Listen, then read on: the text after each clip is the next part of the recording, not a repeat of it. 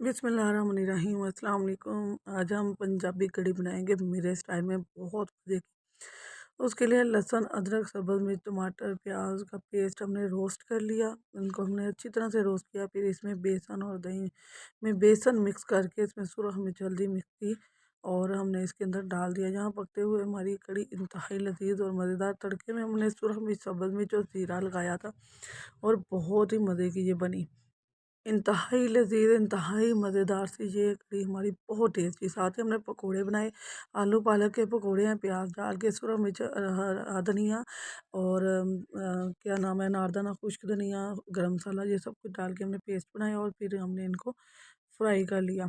इंतहाई मज़े के हमारे ये पकोड़े बने। कढ़ी पकोड़े की रेसिपी फुल देखना चाहते हैं तो डेली फूड पर आएँ। इंशाल्लाह आपको बहुत ही मज़ेदार और नई नई रेसिपियाँ मिलेंगी। तो यहाँ ज़बरदस्त हमारी कढ़ी तैयार हो गई अल्हम्दुलिल्लाह। इंतहाई लजीज, इंतहाई मज़ेदार सी ये कढ़ी तैयार हो चुकी है। लाइक शेयर सब्सक्राइब करना है फुल वीडियो के लिए। लॉन्ग वीडियो पर आए इंशाल्लाह आपको बहुत ज़बरदस्त। तो हमें याद रखिएगा। अल्लाह हाफिज़।